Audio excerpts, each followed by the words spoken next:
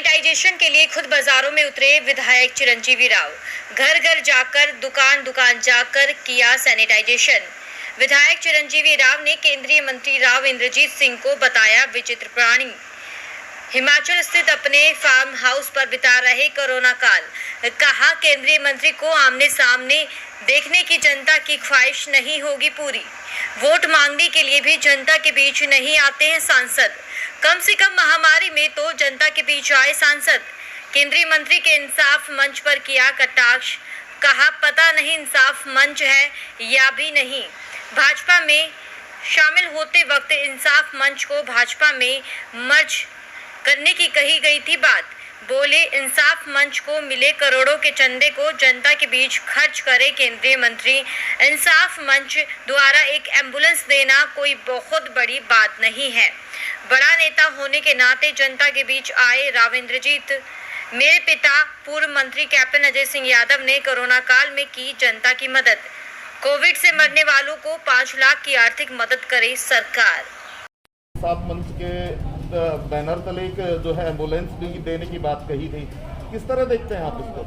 अब पता नहीं जी उनका इंसाफ मंच अभी है भी या नहीं, क्योंकि पिछले दिनों में उन्होंने ये कहा था कि भाई मैं इंसाफ मंच को, जब उन्होंने बीजेपी ज्वाइन की थी, मैं मर्ज कर रहा हूँ उसको भाजपा के अंदर। अब वो बता रहे हैं इंसाफ मंच अगर है। और अभी मेरे कहूँगा बड़े भाई हैं सतीश यादव जी, उन्होंने ये कहा है उनको करोड़ों का चंदा आया था इंसाफ मंच में। मुझे तो नहीं पता कितना चंदा उनको आया था, पर लोग बताते हैं कि करोड़ों का चंदा आया था। तो मुझे लगता है कहीं ना कहीं उसको इस्तेमाल यहाँ पर करना चाहिए। जैसे हर कोई अपनी मदद यहाँ पर कर रहा है, गरीब से गरीब व्यक्ति जब मदद करने के लिए आगे बढ़ा रहा है, तो हमारे सांसद अगर एक एम्बुलेंस दे रहे हैं तो मुझे उसमें कोई बहुत बड़ी बात नहीं लग रही है। तो चंदे का भी कहीं ना कहीं जो आप बता रहे हैं चंदे जिस तरीके के हुआ, तो उसका भी हिसाब किताब जनता के नीचे रखना चाहिए। नहीं, वो तो जिन लोगों ने चंदा दिया उसका हिसाब तो वो लोग उनसे मांगे कि उन्होंने उसको कैसे इस्तेमाल किया, क्या किया। मेरा यही कहना है कि वो लोगों की जितना हो सके मदद करें। वो अपनी लिए राजनीति तो यहाँ से रेवाड़ी से करना चाहते हैं, अहिरवाल की राजनीति करना चाहते हैं, रेवाड़ी से नांगल चौधरी तक सबसे बड़ा नेता अपने आप को बताते हैं। अगर वो सबसे बड़े नेता इस पूरे प्रदेश के हैं, अहिरवाल के हैं, तो उनको उनके बीच में होना चाहिए। मेरे पिता ने पूरे कोरोना काल जब मैं बीमार रहा तब भी सब लोग, ये पूरा शहर जानता है कि जितने ऑक्सीजन बेड उन्होंने दिलाए, जितने लोगों को उन्होंने मदद यहाँ पर करी, वो पूरा शहर जानता है, वो पूरा इलाका जानता है। उस वक्त वो कहाँ गायब थे? वो शायद हो सकता है हिमाचल में उनका एक घर है, वहीं पर बताते हैं कि उन्होंने अपना पूरा कोरोना काल वहाँ पर बिताया है। तो मुझे लगता है कहीं ना कहीं से वहीं से वो अपनी बैठकें करते रहे, लोगों की मदद करते रहे।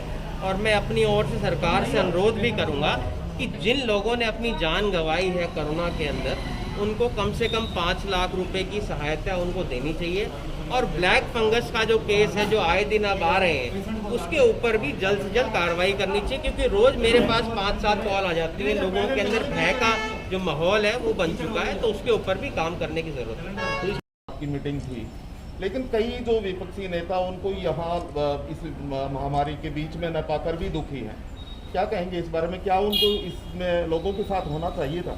देखिए, वैसे तो हमारे सांसद वोट मांगने के लिए भी लोगों के बीच में नहीं आते, तो ऐसे समय में उनका ना आना, मुझे तो उसके अंदर कोई ऐसी विचित्र बात नहीं लगी, क्योंकि वो एक विचित्र प्राणी है।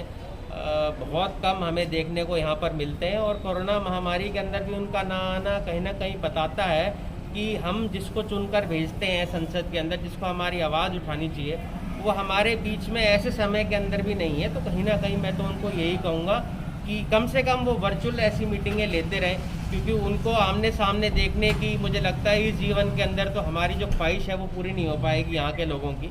तो उनको ऐसी वर्चुअल मीटिंग लेते रहे, वो अधिकारियों से बात करते रहे, ताकि शायद कुछ हमें उससे मदद मिल पाए।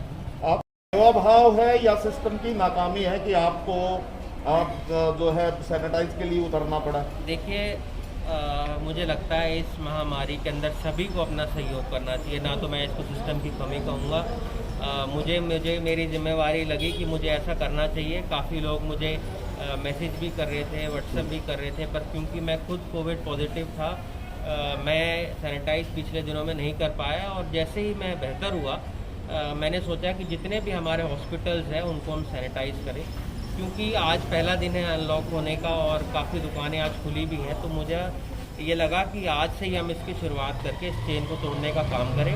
मैं तो अपनी ओर से यही प्रशासन को कहूँगा, मैंने पिछले दिनों में एक मीटिंग हुई थी जिसमें हमारे सांसद ही मौजूद थे, रोहतक के सांसद, गुड़गांव के सांसद, सारे विधायक थे। वहाँ भी मैंने एक बात कही थी, जितना हो सके आप वैक्सीनेशन को बढ़ाएं, हम वैक्सीनेशन बढ़ाएंगे, उसी से ही ये चेन टूट पाएगी। सैनिटाइजिंग की जहाँ तक बात है, मैं तो प्रशासन से भी समय समय पे ये आवाज़ उठाता रहता हूँ कि जितना हो सके हम सैनिटाइजिंग करें। हम भी अपनी तरफ से कोशिश करेंगे। हमने अपनी कांग्रेस रसोई भी शुरू करी है, जिसके ज़रिए हम लोगों को खाना बांट रहे हैं। आज जितने भी हॉस्पिटल्स हैं वहाँ आज मैं जाकर सैनिटाइजिंग वहाँ पर मैं करूँगा, ताकि जितना हो सके लोगों को हम सहूलियत दें।